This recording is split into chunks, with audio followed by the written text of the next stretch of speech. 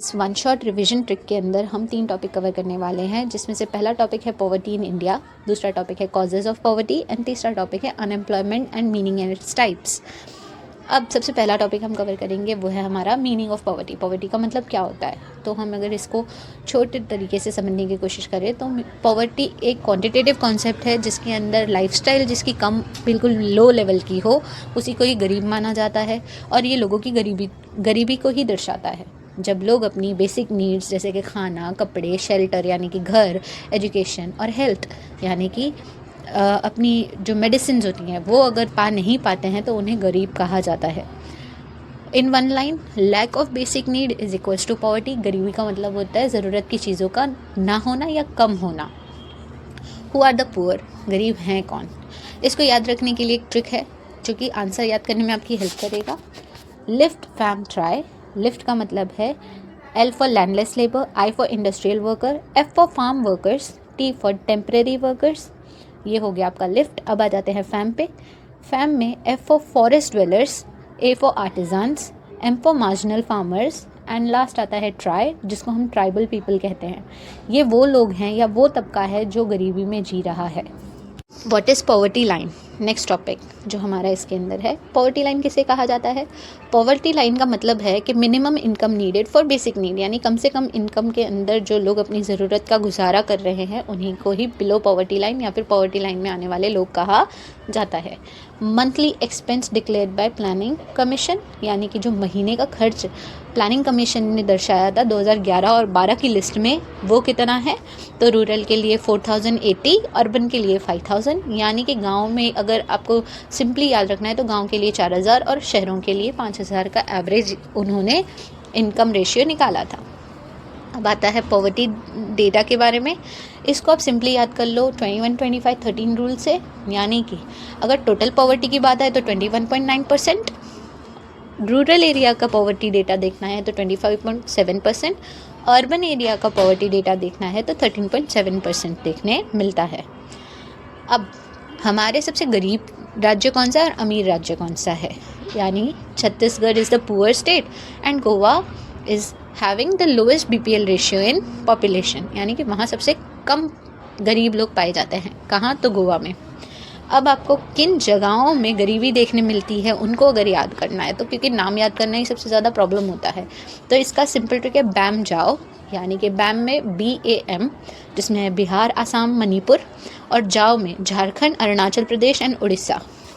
India is rich in resources but poor in utility, इसीलिए हमारे India को कहा जाता है poor live in rich India, यानी कि गरीब लोग अमीर भारत में रहते हैं।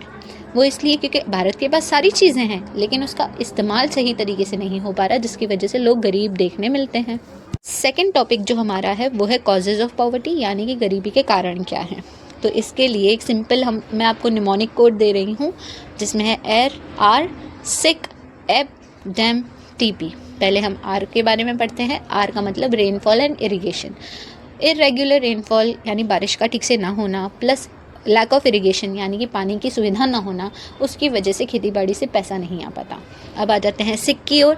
सिक में S stands for seasonal unemployment या सीजनल एम्प्लॉयमेंट, यानी कि मौसम होता है तो जॉब होता है, मौसम नहीं होता तो जॉब नहीं होता और लोगों के पास कुछ और करने के लिए भी नहीं है।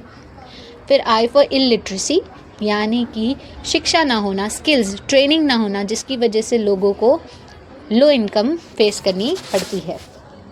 अब सिक का लास्ट अल्फ़ाबेट है C है कस्टम्स एंड ब्लाइंड बिलीव्स, यानी कि हमारे जो रीत रिवाज हैं उनके कारण की वजह से हम आगे तरक्की नहीं कर पा रहे हैं और खर्च हमारा ज़्यादा हो रहा है। एब, E फॉर एक्सप्लॉयटेशन, यानी कि डेब्ट ट्रैप। हमारे यहाँ ज़मींदारी सिस्टम और लैंडलॉर्ड्स जो होते हैं वो बहुत ही ज़्यादा फार्मर्स को कर्जे में डुबा देते हैं। फिर आ जाता है B, एब का, जो कि है British rule, high land revenues and cash tax payment policies जो थी ब्रिटिशर्स की, उनकी वजह से हमारे यहाँ के किसान काफ़ी ज़्यादा गरीब रह गए। वो बहुत ही ज़्यादा टैक्स लेते थे और सारा पैसा कैश में लेते थे। फिर आ जाता है डेम, D फॉर डेवलपमेंट निगलेक्शन, यानी कि हमारे यहाँ पर विकास बिल्कुल भी इम्पोर्टेंट माना नहीं जाता। प्लानिंग के एरा में हम लोग अभी भी गरीबों तक ज़रूरत की चीज़ें सिर्फ प्लान कर रहे हैं, पहुँचा नहीं रहे हैं। नेक्स्ट आ जाता है E, economical reforms of 1991। Cash crops को ज़्यादा बढ़ावा दिया गया, जिसकी वजह से बेसिक नीड्स और जो स्मॉल इंडस्ट्रीज़ के लिए ग्रेनरीज की ज़रूरत थी वो कम पड़ गई।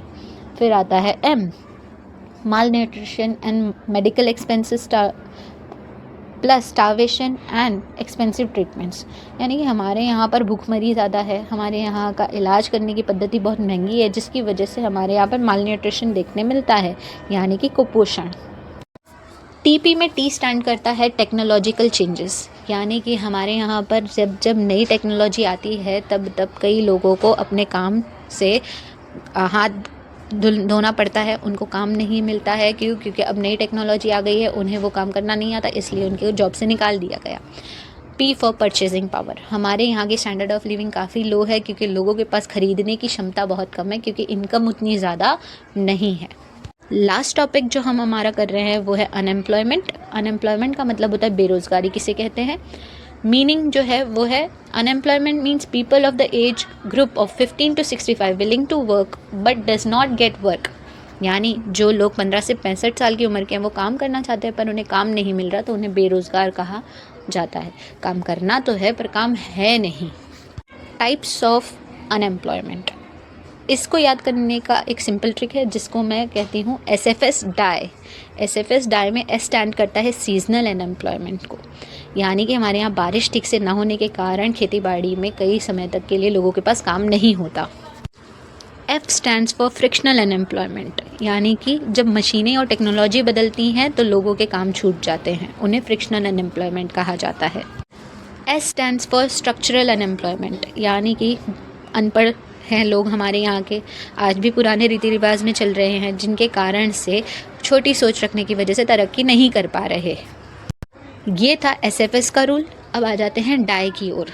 D stands for disguised unemployment, यानी कि हमारे यहाँ के जो फैक्ट्रीज़ हैं, इंडस्ट्रीज़ हैं, वहाँ पर एम्प्लॉई और एम्प्लॉयर्स के बीच में कॉन्फ्लिक्ट्स यानी कि कुछ लड़ाइयाँ या डिबेट होती हैं, जिनकी वजह से हड़ताल, लॉकआउट्स और फैक्ट्री बंद होने के भी कारण नौकरियां लोगों की छूट जाती हैं। अब आ जाता है ई, एजुकेटेड अनएम्प्लॉयमेंट, यानी कि लोग शिक्षित तो हैं, उनके पास डिग्री तो है बट उन्हें जॉब नहीं मिल रही है अप्रोप्रिएट, या उतनी इनकम नहीं मिल रही जिनकी वजह से वो बेरोज़गार हैं। इंडिया में पॉवर्टी और अनएम्प्लॉयमेंट हिस्टोरिकल, ऐतिहासिक भी है, सामाजिक भी है, इकोनॉमिकल यानी आर्थिक भी है। Historical, social and economical problems की वजह से हमारे यहाँ पर ये समस्या देखने मिलती है। यूटिलाइजेशंस ऑफ एजुकेशनल अनएम्प्लॉयमेंट और रिसोर्सेज टू इम्प्रूव कैसे किया जाए, तो हम लोग ये कब करेंगे, जब हमारे यहाँ पर सारी चीज़ें, रिसोर्सेज को हम अच्छी तरह उपयोग करेंगे, शिक्षा देंगे, लोगों को काम देंगे, तो हम इन समस्याओं से उभर सकते हैं और गरीबी को घटा सकते हैं। अगर ये वीडियो आप लोगों के लिए हेल्पफुल लगा हो then like, share and subscribe.